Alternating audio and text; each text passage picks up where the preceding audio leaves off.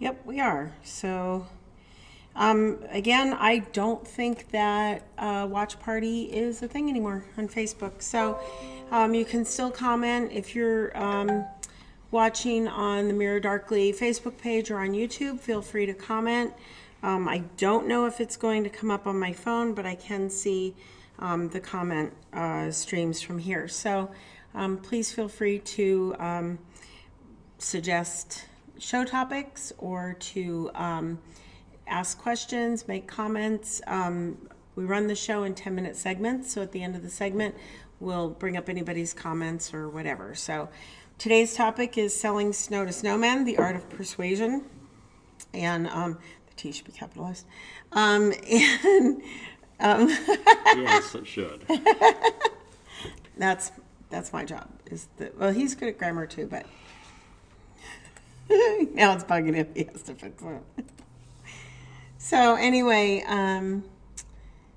but besides fixing grammar, any other things you want to talk about? That's what we're here for. So we'll get started. There it is. I've been starting to read books about the art of persuasion. Yes, so you'll have stuff to contribute. A little bit. I've only read half the book or so. Okay, that's fine. Yeah. That should be fine. We won't go through the whole book anyway. Yeah.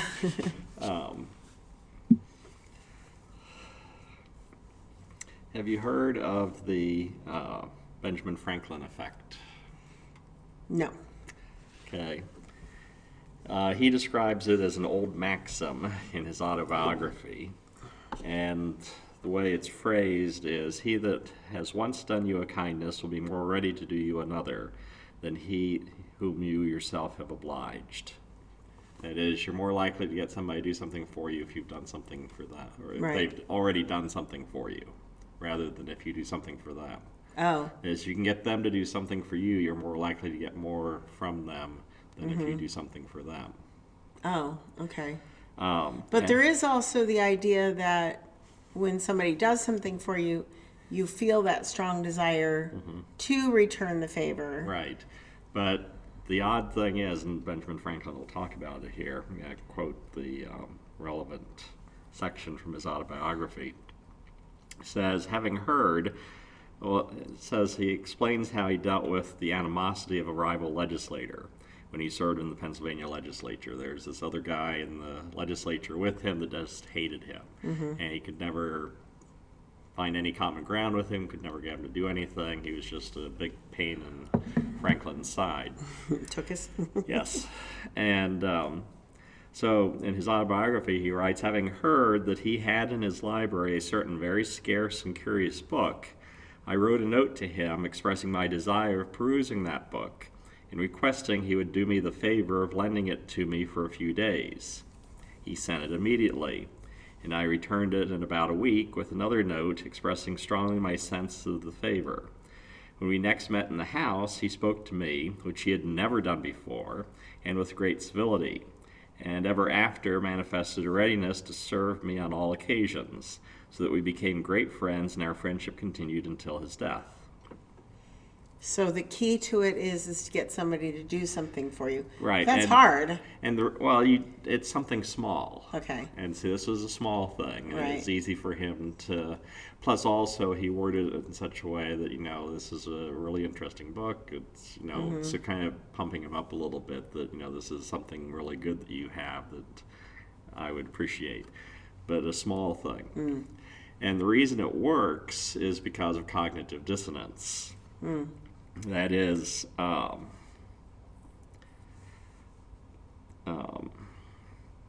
see. In the case of the Ben Franklin effect, the dissonance is between the subject's negative attitudes toward the other person and the knowledge that they did that person a favor.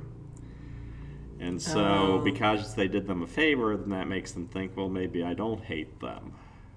And so it creates cognitive dissonance, and to resolve the dissonance, they end up becoming more friendly towards you. So basically, to make more friends, you have to borrow more lawnmowers. And return them. That is the key. And I'll keep them. Yeah, the key to this is that you ask them to do something for you, but you don't make it onerous, you don't make it unpleasant for them, like he borrowed the book and then he returned it a week later. If you borrow your neighbor's lawnmower, return it to him, forthwith. Don't make him come and get it. My urge would be, can I borrow your lawnmower? While I have it, I'll go ahead and mow your grass for you. But that kind of, may not, yeah, that because wouldn't that work. wouldn't work. The idea is Okay. that they feel that they have done you a favor, and because they've done you a favor, then that forces them to reevaluate their relationship with you. Not necessarily in a conscious way, but the cognitive dissonance is going on, and so that's the way they resolve that. And see, cognitive dissonance is one of the key things in persuasion. And you should probably define cognitive dissonance. You and I know what it is. Okay, well, but... go ahead. Okay, so cognitive dissonance is that thought that contradicts a firmly held belief. Like you can't exist in both places at once. So You're forced it's two conflicting realities. Yeah, you're forced to see a conflict between the way you thought things were versus suddenly you see there's something here that doesn't fit with this. Right. And so it forces you to change. And it has to be strong enough that you will actually examine it. You can't dismiss it easily. Right. So Because the first thing that people try to do is just to try to pretend it's not there. Right. But if it's too much in their face, then they can't pretend that it's not there. And so it forces the reevaluation and the change. And it doesn't cause change right away No. usually. Depending on the belief, if it's a really strongly held belief, it takes a while to chip away at it. A lot of interactions, a lot of cognitive dissonance. Right. But they're with not like big deal beliefs or like not ones that are like kind of life changing. It's a little easier. I mean, the create life-changing the ones, dissonance. the cognitive dissonance will eventually cause the change. Right. It just takes It just a takes long a long time. time for that. And you usually need to chip away at all the excuses. Okay, well, that's fine, but that's only because of this. It it's still true because of this. Yeah. So, But the place that I make use of this most often is in teaching.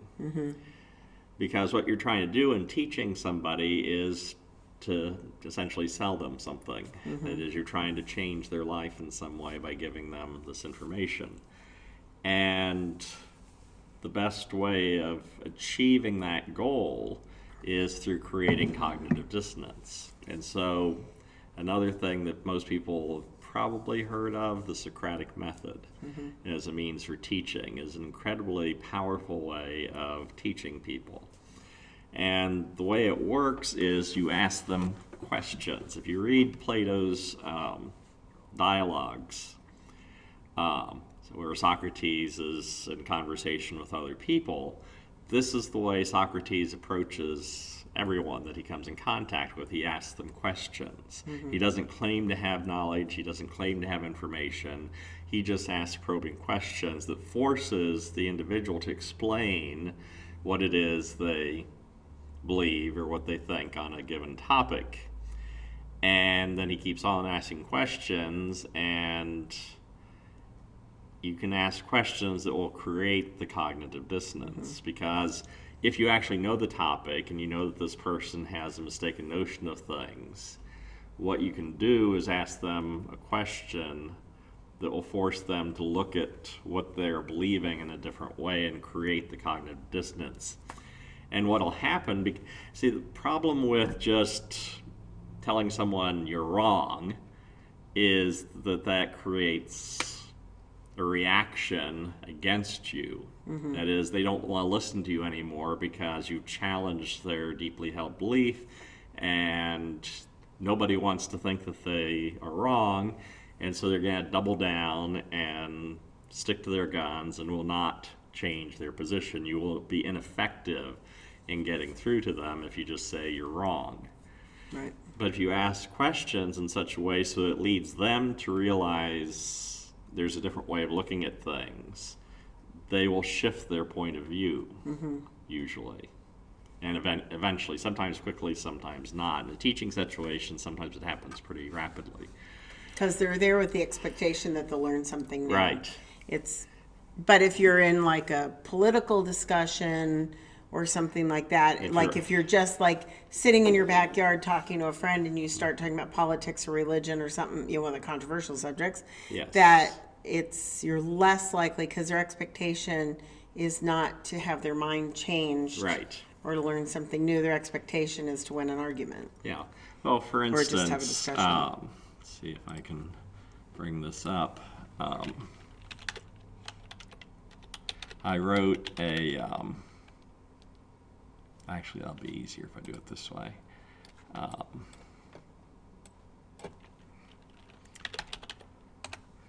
Bring up my blog because I posted this last night.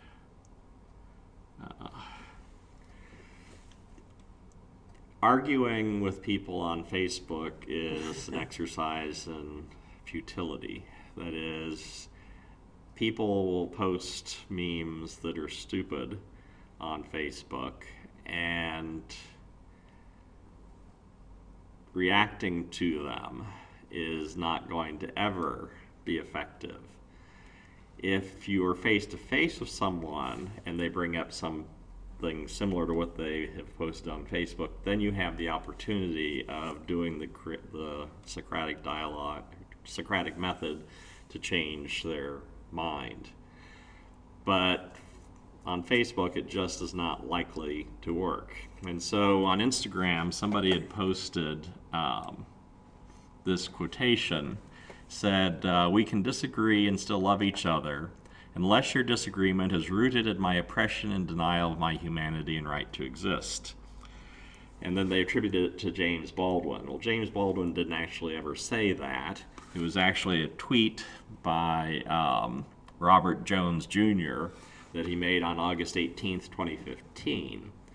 But it gets attributed to James Baldwin on a regular basis. Not knowing who either of these people are, Okay. to be honest. Okay, that's fine. The only, James I Baldwin. know who Alec Baldwin is, Yeah, but well, James Baldwin, you actually, he's an important African American author, but oh, okay. Robert Jones Jr. not so much. But do you recognize a problem with the statement? Regardless of who said it, is we can disagree and still love Right. each other unless Right. Well, your then it's disagreement- justification for hate. Is Yeah, what that's it the is. problem, is Yeah. that it sounds profound for the first 2 seconds if you don't actually think about it. Right. Because, exactly, the problem is what it's trying to counter, which is hatred, it's just giving you a justification to hate. Right. That is, it does exactly the opposite of what the intent of It's a the yeah but statement. Yeah, it's a yeah but statement, and it's horrific. But you can't just tell someone, well, that's stupid, this is wrong.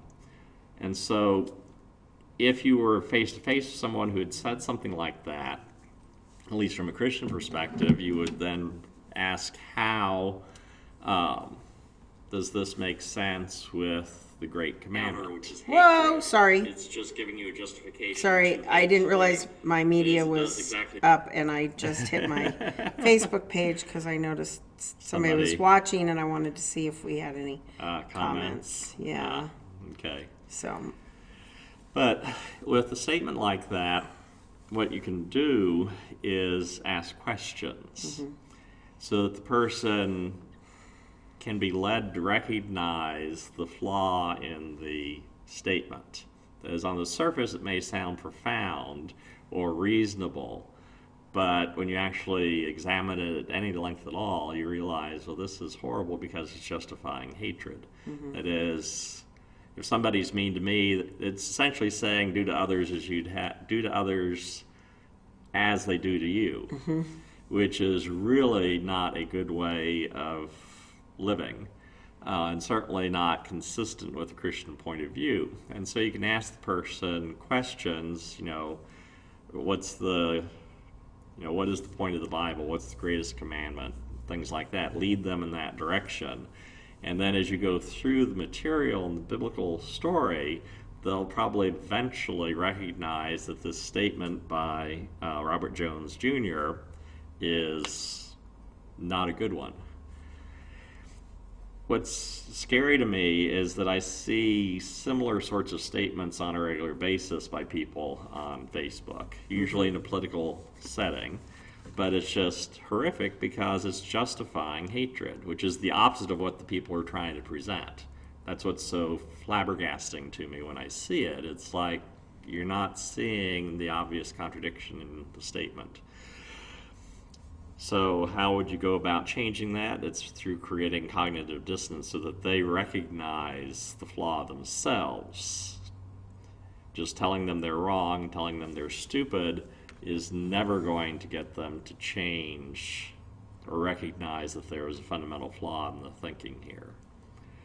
That is, telling someone wrong is a completely ineffective way of selling snow to snowmen. Now it says start a watch party. Oh, well, that's interesting. Oh, that took a while. Huh. Okay, I guess you have to wait a bit for it to pop up. Huh. Okay, well, I'm not going to invite people. It's just there. Okay. So they'll get notified. My friends will. Yes. All 700 of them will. Interesting. I accidentally made 2 cups of coffee, so I'm playing bartender here and pouring myself She's another a one. two-fisted drinker of coffee. I am. And actually, if I had a third fist, I could also drink my water. But, Yes. Yeah. So, well, we've not had any comments yet. We came to the end of a 10-minute segment. But I think it's important to note that when you argue with someone, like, you really got to pick your battles. Like, Well, that's the other thing, You know. too. That is, it has to be something, it should be something more significant. It also depends on the setting, also. That is, a lot of times there's just no point. Because using cognitive dissonance is going to take a while. It's a lot of effort, it's a lot of work, it's very time intensive. And so you've got to decide, is it worth even bothering? Right. Does it matter Well, that I talk to this person about this? sometimes there's too much to unpack. Like, Right. I will make a comment on Facebook, or I'll comment on what someone else said, but the other comments that come in, you see, like, okay, there's just too much here to unpack. There's not time. And I'll usually bail out of the discussion, not because I realized I was wrong or because I don't have any more reasons that I can give. It's just too much there's too much backstory that they need and too many things that you need to bring out and convince them of before you can even get back to your topic. Facebook and Twitter are essentially very poor platforms for any kind of in-depth discussion of any sort whatsoever. I don't retweet anybody on Twitter, and I don't respond to anyone on Twitter. I simply go there just to take the temperature of the room, and then I get out. And I've almost canceled my Twitter. I have it for teacher things, but the problem is it's such a political echo chamber, and people go there to be mean. Well, yes. And some people think that's fun. Not for me. Yeah. For me, I use Twitter primarily as a news source. That is, I follow a lot of space-related activities and science-related activities, and particularly like with, say, something going on with space. For instance, this past week they did 2 static fires of Starship serial number 8, and the first static fire they did this week, there were all these sparks that flew up from it. And so people are wondering, what in the world is this? Well, Elon Musk will tweet what's going on or what happened, what the results of the static fire are, and so you get the information straight from the horse's mouth, as it were. And then with the second static fire they did later in the week, there was liquid metal dripping down from it, which couldn't possibly be good. And and again, Elon Musk tweeted that they had lost pneumatic control of the thing, and they were really hoping that the burst disc would work, or else the thing was going to explode. The burst disc worked. Oh, okay. So everything was fine. They did have to replace one of the engines. But, this is par for the course for a test program. But you can get first-hand accounts of what's going on, find out. And so for that, Twitter is really useful. But for discussions of, disagreements on topics, it's very, very poor. And same thing with Facebook. It's just not good for any kind of discussion on any topic whatsoever. because it just doesn't lend itself to what you need. Is face-to-face is really the only way that you can do persuasion well, or in an extended essay or extended writing of some sort. But short form, it's not going to work because persuasion requires long form. You can't get away from it. And yeah, most of the time it's just not worth the effort. I've been in situations where people will say something stupid, and I think to myself, this isn't worth it. Yeah. And so I just let the stupid go. You just have to decide. But if I'm in a teaching situation, then the stupid is, I'm in a position where I can then do something about it, try to correct the stupid. You don't necessarily correct the stupid because some students are just stupid and they stay that way. Not all students Come there to learn. come there to learn, sadly enough. A lot of them, they will gather the information, they'll regurgitate it to you, but they, for whatever reason, fail to learn how to think, despite all your efforts. Right. Well, there are some people that are unteachable. They just think that they know everything, and anything you say can't add to whatever they already know, so they're just there to get what they think reaffirmed. And I see that a lot in Facebook and in Twitter. Right. Is like, this is my opinion, now all of you just come and affirm My you know opinion. everybody like it, retweet it, reaffirm my opinion, and then if someone comes up against it, then it's like a feeding frenzy, just sharks everywhere. And it's not worth the time or the emotional Right. drama. Yeah. Generally speaking, I've mentioned in the past, I think, I'm not sure if I've done it here, but I've done it elsewhere, in interacting with crackpots. I have generally found that you cannot possibly, that is, nothing seems to be effective.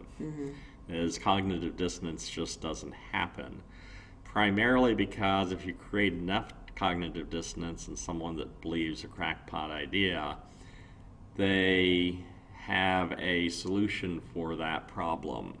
That is, you are obviously part of the conspiracy against which they are fighting, and so they will dismiss you entirely. It's like someone that's in a cult, religious cult of some sort. If you challenge their beliefs or make them uncomfortable so that they're experiencing cognitive dissonance, they have the out of dismissing you as a heretic or an apostate or whatever, and so they Or don't you're have persecuting them, and being persecuted for your religious beliefs is like a badge of honor. Right. We recently had a discussion about this on the Havasu Pioneers page for people that lived in Lake Havasu, like came there when it was first being built as a city and through the 70s and stuff. And people were talking about the Synanon kids that went to our high school. This cult that started in Marin County here in California moved to Lake Havasu, and the kids' heads were all shaved. They would wake them up super early in the morning and make them run miles and miles and miles. Then they would send them to school with shaved heads and everything. And they really stayed to themselves. It was a really strange situation. One of the girls had a locker near mine, and I asked my dad, like, what should I do for her? Because these kids, they were like aliens. Like, we did not know how to react to them. We didn't know how to talk to them. It was super uncomfortable. And all the adults were like, we've got to get rid of these people. We've got to rescue these kids. Where did all these kids come from? What are they doing in this group? Like, they've been separated from their families and this kind of stuff. It was really creepy. And so my dad said the best thing you can do is to love them, to get to know them and to love them, because they expect you to persecute them. And if you do, it's like a notch in their belt. And I always use that with people that are like have really peculiar religious beliefs. Like, if I just love them, that speaks more volumes to them than me going, your religion's wrong because of this, this, and this. Yeah, it's clearly And ineffective. it's ineffective, and it's that it's like, oh, I'm being persecuted for my religion, so my religion must be right. And so you want to avoid that. So that was like a really wise thing that my dad told me. And I did. I talked to the girl a little bit. We didn't get like close because you couldn't really. They were super guarded. But I think it was because they were so fearful. But anyway, that was the group that was putting rattlesnakes in people's mailboxes. Oh, lovely. Yeah, like lawyers that were like trying to get them out of town and stuff. They were putting rattlesnakes in mailboxes, and it was just real. It was a really scary time. It was a little tiny town in the desert, like Havasu. It's still not a very big town, but it was seriously small then. And it was just a really scary time because, you go to open your mailbox, you don't know what's going to be in there. So, anyway, so my point was that arguing with people usually is not effective. It's not worth your time.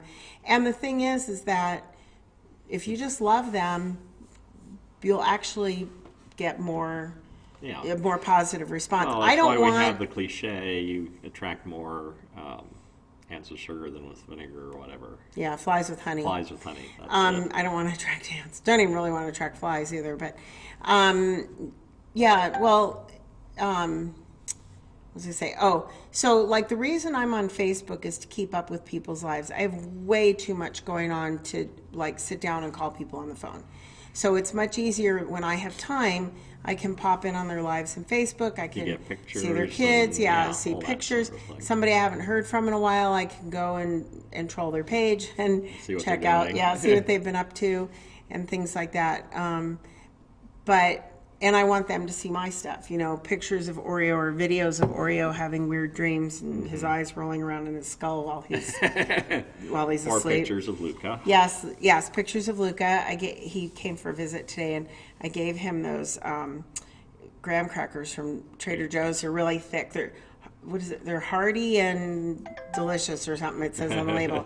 But they're really thick graham crackers, and they've got cinnamon on top. So they're really, they're kind of gritty, not gritty in the bad way, but he's teething, and so it was really good on his gums. But I have this really funny picture on my Facebook page. It looks like he doesn't like them. My mom saw it, and she's like, well, I don't think he likes those cookies. I'm like, no, that's his chewing face, because he was totally into how it felt on his gums, because he's like getting 4 teeth across the top. It's really weird. Wow. Well, the 2 on the sides are bigger than the ones in the middle, so he looks kind of like a shark a little bit, or like a vampire. He's a vampire baby. I blame it on his dad, not on his mom. His mom's perfect. Yeah. I take that back. No, Michael's perfect. Vanessa's not. She's a vampire. Just kidding. But back in 1936, Dale Carnegie wrote a book. Back to our topic. Back to our topic. Wrote a book, which everybody has heard of, How to Win Friends and Influence People. And it has remained a perennial bestseller ever since. And the reason for that is because it's actually effective. And 3 of the fundamental techniques in handling people that he talks about early on in the book, the first one is don't criticize, condemn, or complain. And again, it's this idea that if you argue with someone, you're not going to get them to do what you want. They're not going to change their mind. They're not going to buy your product. It's just not going to work. As an example, in a religious context, Paul, when he went, I've used this illustration before, when Paul went to Athens, he noticed all the idols and it bothered him. I mean, he's a Jewish man. Idolatry is just very uncomfortable from a Jewish or Christian perspective. We don't like idols. We think they're bad. And so he's very uncomfortable with the whole situation. But when he went to talk to the Athenians at their Areopagus, which was a forum precisely for carrying on discussions on interesting new topics, they invited him, asked him, talk about, what it is that you're here for. When Paul talked to them, he did not say, you're wrong, you're worshiping idols, you're all going to hell.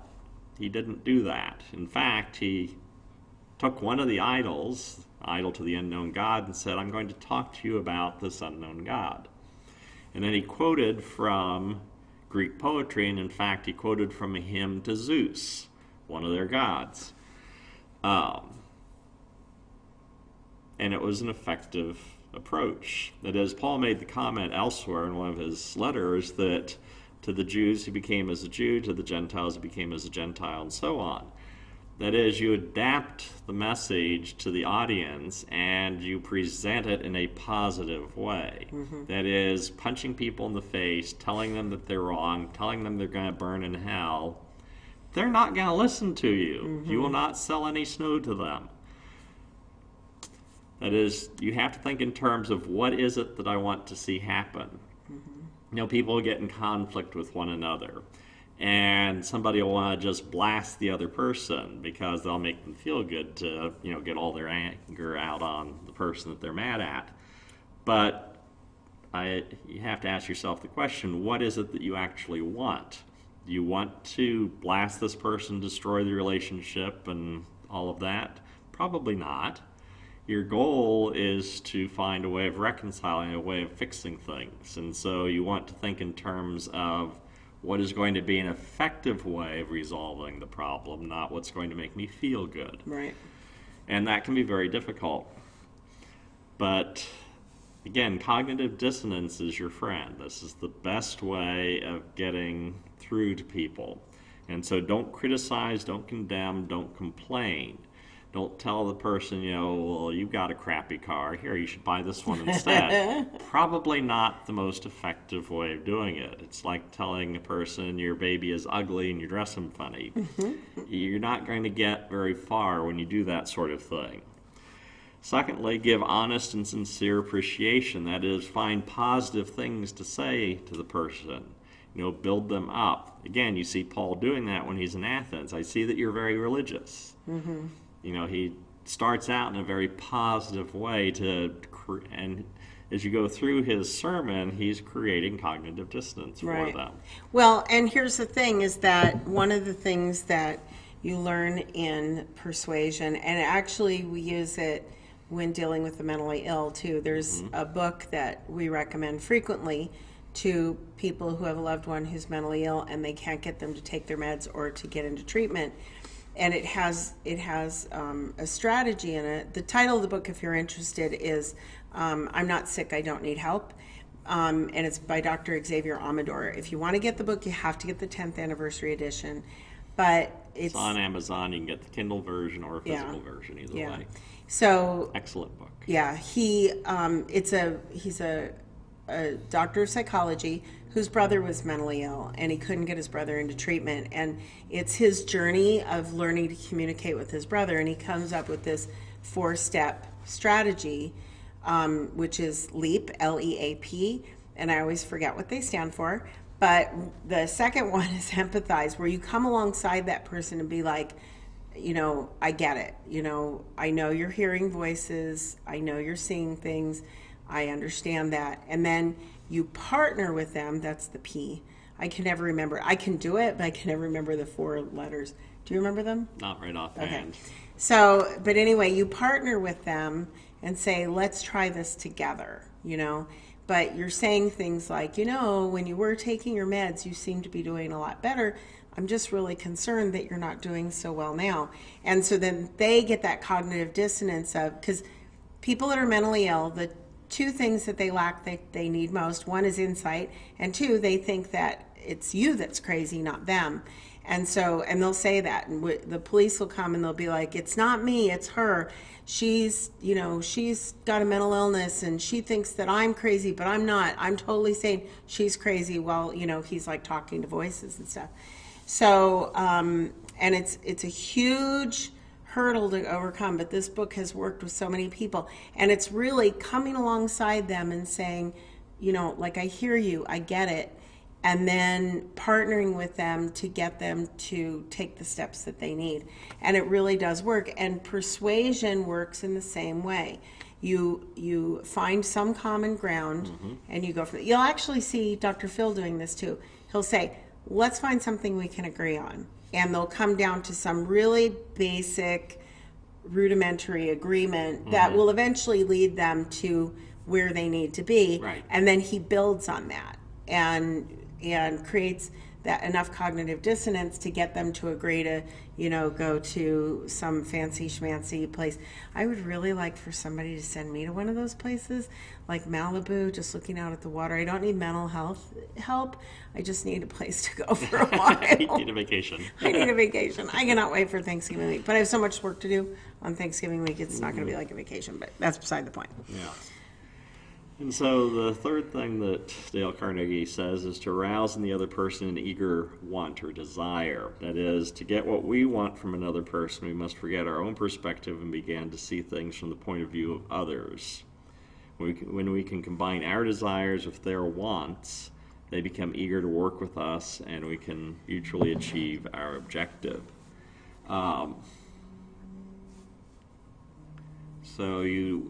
Again, it's the creating of the cognitive dissonance, getting the person to recognize that they have a need that you have a way of fulfilling, or that this new information will fulfill.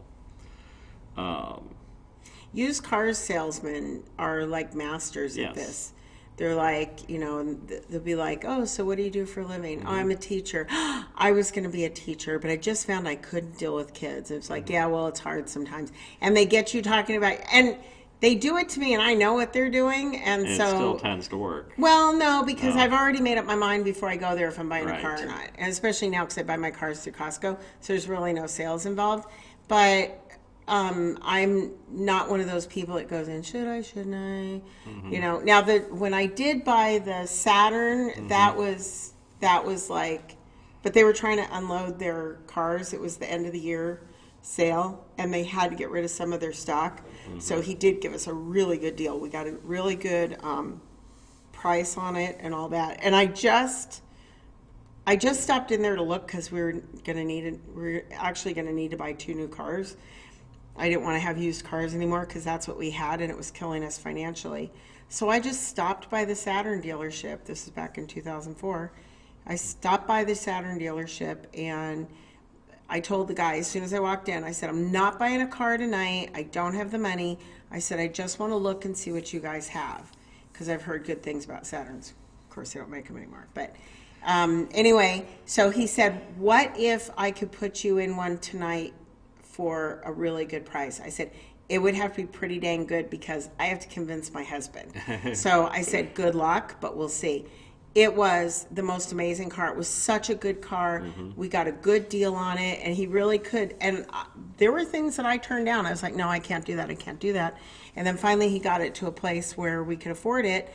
And I called him and I said, I can drive out of here with the Saturn tonight. Like, I will leave the Aerostar here. And he was like, okay, get it. So I signed the papers and we got Aerostar it. is such a horrible vehicle. Oh my gosh. Actually, it was better than the Safari, though. Yeah, it was better Our than GMC Safari. It was like driving your living room. It was a beautiful vehicle, but it ran like a Volkswagen Hugo. Bug. Oh, yeah, like Hugo. It did. It was horrible. It left us stuck so much. We ran out of towing miles after a while. The towing guys knew us by name. Yeah, it was bad. We would call and they'd be like, where are you stuck now? Like a wheel fell. Like the whole thing. The wheel fell off. A joint came out and the thing landed on its own axle. Yeah, it's terrible. On a dirt road. Uh-huh. It's like, and I wasn't going like crazy mileage. Just No. bam, hit the ground. Yeah, just It was off. bad. Now the Aerostar, I expected it to run like crap because it's a Ford. Sorry, Glenn. But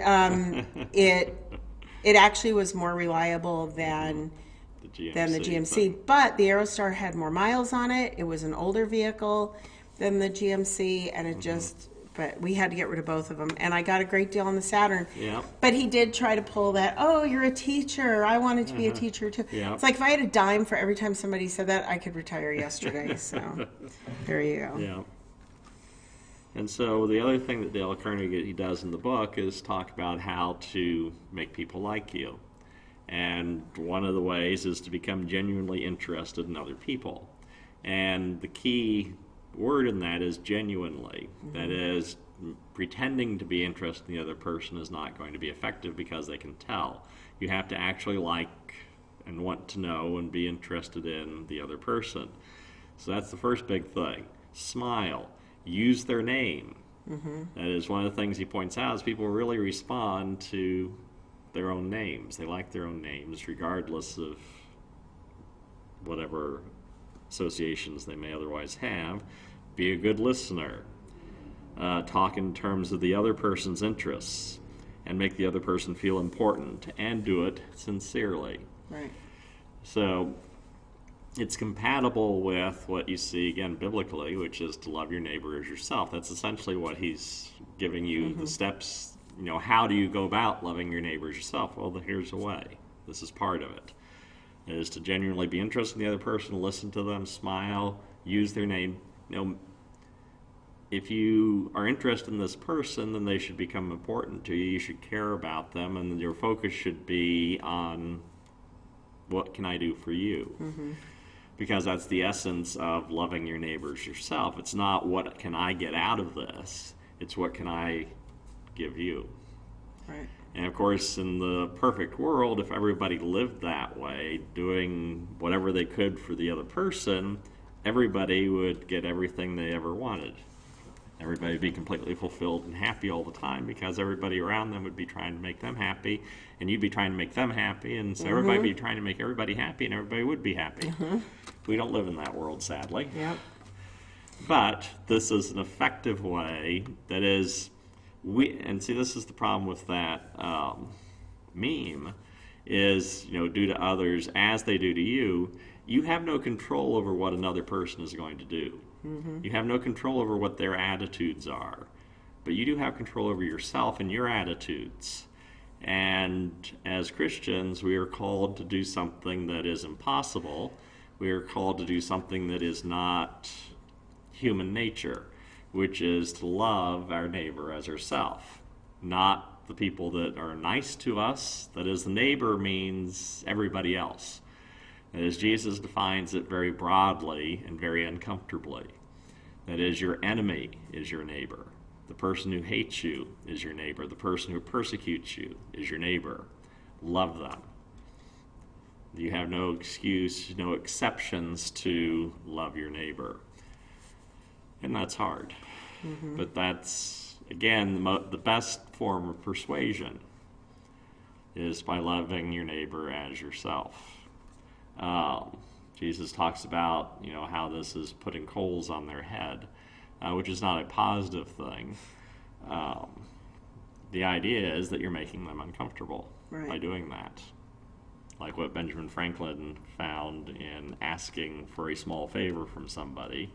This created cognitive dissonance because they were forced then to reevaluate what they thought of the person, because I've done something nice for him. So maybe I actually do like him. Mm-hmm. So, but all of this is not natural to us as human beings. As human beings, we are entirely selfish by our nature. That is, we love ourselves and we don't think anybody else loves us. And so we live our lives according to that, which is where we get in all the trouble we get into. But that's the essence of the fall, is that we have lost what otherwise could have been very pleasant. Mm-hmm. Because we are now entirely consumed by our own desires, wants, needs, and we think nobody else is ever going to be able to fulfill them for us. It's an awful way to be. Yep. So what was the book that you were reading that talked about persuasion? Oh, Win Bigly? Yes. You want to talk about that? Well, I'm listening to it, so it's a little bit different experience than actually reading it. Right. But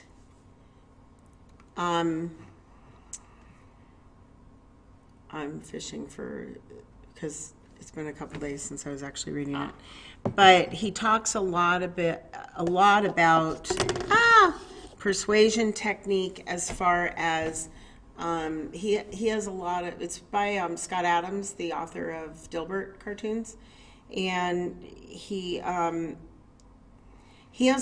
a lot of skill stacks. He talks about talent stacks.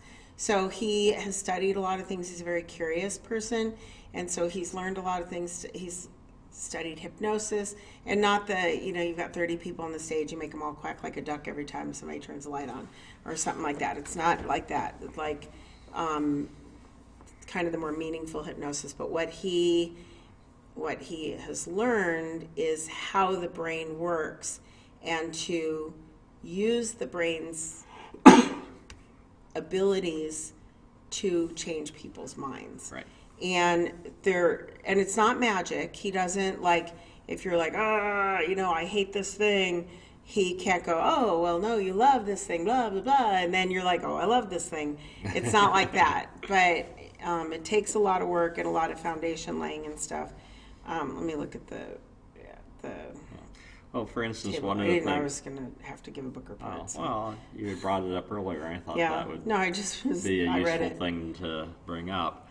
But one of the things that you can do in trying to persuade people, besides using cognitive dissonance, that is get them to mirror you. Mm-hmm.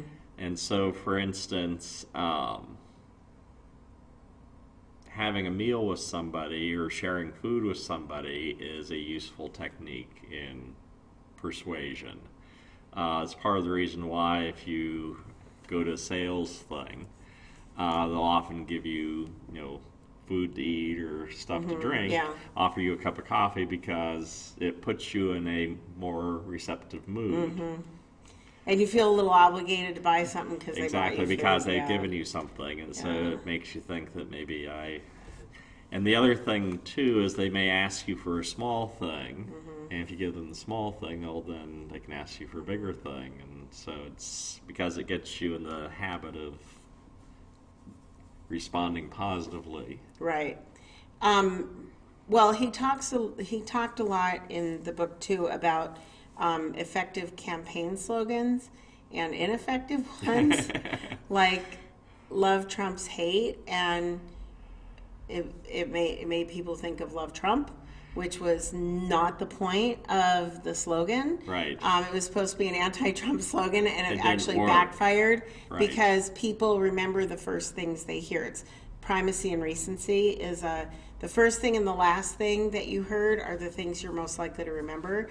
So love trumps hate, people ignore the hate. Also, and I learned this as a teacher, and this is like a thing, you don't tell kids in the hallway, don't run. All they hear is run, because humans don't hear like don't or no. So when you say to a little kid, don't run, they keep running, and you can't figure out why. Well, because all they heard was run. But if you say walk or walking feet, that's my favorite one. They hear walk, they hear walking feet, and then they stop running. I mean, occasionally you'll get a kid that'll keep running. Then you just get them and yell at them. But then you persuade him with harsher tone. But he's a little kid, you can do that. But notice I assumed it was a he. We do have little girls that keep running too. It's not just little boys. But anyway, so choosing your words carefully and slogans and things like that. We had one of our, is he state senator, Scott Wilk? Yeah, Scott Okay, Wilk. so his slogan is Got Wilk, which reminds you of the Got Milk campaign, which is like wholesome and good for you, and it's a pun, so people remember it. And the Got Milk campaign was kind of funny oftentimes, Yes. too. So. And then Got Wilk, it's like, oh, and then his So you first remember name his being name. Scott. So you remember his Yeah. name, which is part of what you're... Right. That's 90% of getting yourself elected in local campaigns. It's just people recognizing your name. Right. That's why there's so many campaign signs out there. And that's one of the things Scott Adams talked about. Scott Smith is somebody I work with at the district. But Scott Adams talked about are those yard signs really effective? My argument is yes, because it's name recognition. And people will tend to vote for someone whose name they have seen versus someone whose name they've not seen, because then you feel like you know them. Mm-hmm. Oh, here's another interesting thing about feeling like you know them. People will treat famous people like as if they know them because they're in their house on their TV. Mm-hmm. Well, I've had this experience now teaching virtually. I had a parent call me girly. She was messaging me like, hey, girly, Joey Blowy is not going to be in class today because he has a dentist appointment. Let me know what he needs to do. And I'm like, I'm not your girly. I'm your son's teacher. But they feel really comfortable with me because I'm in their house. So keeping that professional distance is a little difficult. Right. Although I have found that it's working in my favor too, because they're a lot more forgiving of mistakes and things. Well, and it's kind of a two-way street because the parents are really struggling with the whole distance learning thing and how much schoolwork they don't realize how much work their kids do in a day. Right. Your kid is not with you for like 6 hours. We're not sitting around eating fiddle faddle. You know, they have to do work. And I tell parents this. Normally, like one parent said, she's only with you for 2 hours? And I'm like, yeah, but she has a 6-hour school day. I mean, all inclusive of lunch and things like that. And they're like, well, what are they supposed to do? I said, well, in normal school and face-to-face school, I teach a lesson. I give them a worksheet. They complete the worksheet. They put it in the basket. I teach another lesson. I give them a worksheet. They complete the worksheet. They put it in the basket. Boom, boom, boom. This is I teach a lesson. I teach a lesson. I teach a lesson. I teach a lesson. I teach a lesson. Then I shut off the meeting, and they do a worksheet, do a worksheet, do a worksheet, do a worksheet, do a worksheet. So they're just doing all that worksheet work at home. Right. And people keep saying, what do you get for homework? It's all homework. I'm teaching in your home. And it's funny, too, when kids open up their mics. This is totally off the subject. But you can hear the other teacher in the background. Oh, good job. Yes, truck is a noun. And so it's like, oh, yeah, somebody's learning nouns, too, behind you. Yeah. So, but anyway. Okay. Just fun facts about life. But it does make parents a little bit more persuadable, too, because, and if you just say, oh, sorry, that was a mistake, they're super forgiving because, you know, you're in their home. You're their bud. Yes. I'm your girly, so just call me girly. And I've been called honey, and, yeah, not by a man. It was actually the same mom, I think. Yeah. She just likes nicknames for people, but normally I don't get called that in my professional life. So it's usually Mrs. Nettlehurst, and that's how I prefer it. But, you know, hey, if it'll get her kid to do his work and he learns something, I'll do that. Yep. So. Okay. Well, Dale Carnegie goes on and talks about how to change people without giving offense or arousing resentment. And so he suggests begin with praise and honest appreciation for the person. Call attention to people's mistakes indirectly. So saying the T should be capitalized was not the right way to do that? Well, it's a quick way of getting the thing done, and it wasn't that offensive. And I could say, oh, honey, you're so smart and so wonderful. You might want to check the banner, maybe, perhaps. There, I just persuaded him. Ask questions instead of giving direct orders again. Should that T be capitalized or not? Creating cognitive dissonance. Well, yeah, that would be an effective thing. Let the other person save face. That is, you don't want to humiliate the Hey, people. stupid, make that a capital T. Well, there's think starters and think stoppers, the thing you said a minute ago. Like, instead of telling kids, tie your shoe, you go, what's wrong with your shoe? Or take a look at your shoe and tell me what you could do to improve that situation. And they look down and it's like, I just need to tie it. And they tie it. But it's think starters. It makes them take responsibility for it. Yeah. Praise every improvement. Positive reinforcement. Oh, look, you've capitalized the T. Good job. I'm so proud. Sarcasm is not often the best way of getting things to happen that you'd like. Oh, come on. It's one of the many services I provide. One of the few I have remaining. Yes, it just makes you feel better. Make the other person happy about doing what you suggest. You'll be much happier if you capitalize that D. Dear. Make the fault seem easy to correct. Yeah, just type over it. It's all good.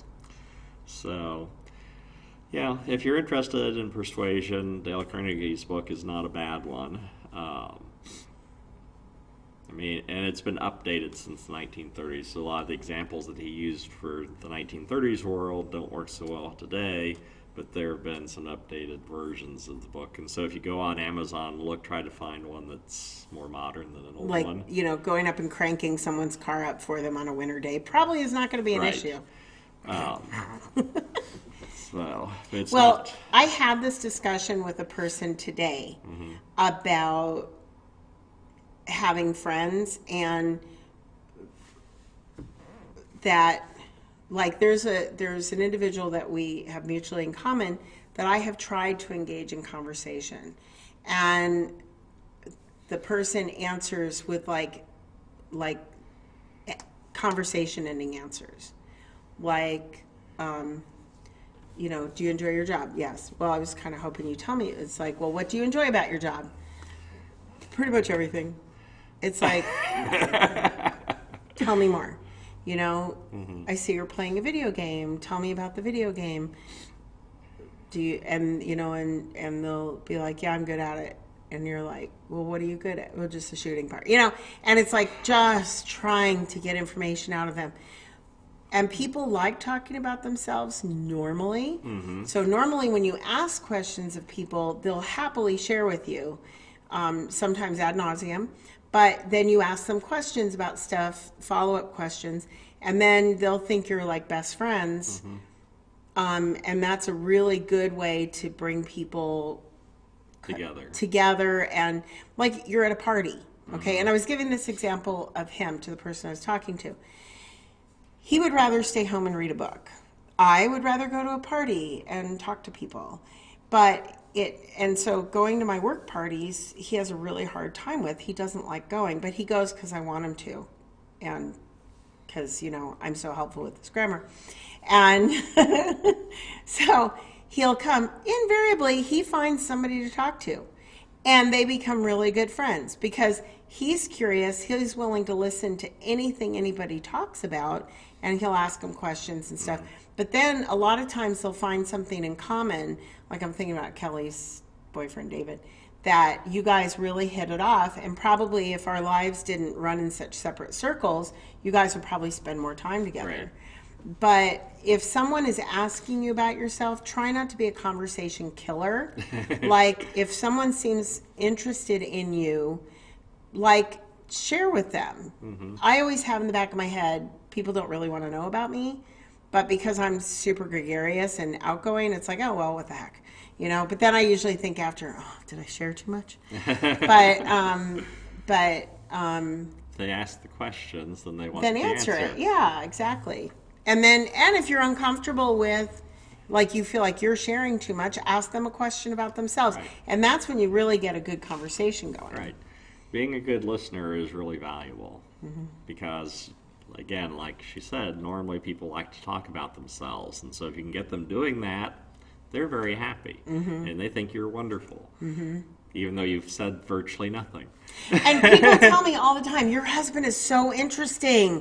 He's such a nice person. And I'm like, and all he did was kept his mouth shut and let you talk about yourself. I don't tell them that, but I know that to be the case. Yes. Sometimes they'll find something in common and they'll talk a lot. But he's really good at getting people to talk about themselves, and he's a really good listener. And so people are like, oh my gosh, your husband's amazing. They can't tell me 2 or 3 things about him because they didn't give him time to share anything. But they love him because he listens to them. They like me because I'm entertaining. Yeah, but that's, again, part of persuasion. Right. Is to listen. So, okay, well, it is 5 Oh, o'clock. it is 5 o'clock. Okay. Time goes quickly. It does. So we were having serious trouble with our live stream for worship service last Sunday. We added some pictures to the slideshow, and our computer's kind of old and rickety, and apparently it was using up too many resources, and so our online service failed. I quit restarting it on Facebook. It just kept dying and dying and dying. So, but tomorrow there are no pictures in the slideshow, and there won't be until we get a new computer. Right. So if you want to worship with us, or if you're looking for a church to worship with, and you don't live in town, or you do live in the Antelope Valley area, but you don't want to go out in public yet, you are welcome to join us on the Quartz Hill Community Church Facebook page or on the YouTube channel. And do all the, follow, subscribe, hit the notification bell, those things that go with Facebook and YouTube, so that you know when we're going live. If you're new to A Mirror Darkly and you want to join us again next week, and the topic is Fables. Oh, yeah. Oh, that's right. We had that discussion this week about fables. So if you want to come back next week, go to the Mirror Darkly Facebook page and follow it. Also, subscribe and hit the notification bell on YouTube if you want to watch us that way. Please, we encourage comments, we encourage interaction. I finally got the watch party thing to work. It works a little ways into the show, apparently. So, but anyway, great show. Comment. So, thank you, Steve. So, anyway, join us next week at 4 o'clock. We're here every Saturday at 4 p.m. except for the Saturdays we're not. Yes. And anyway, so we'll see you next week, and maybe we'll see you at church online. Have a good week, guys. Where's the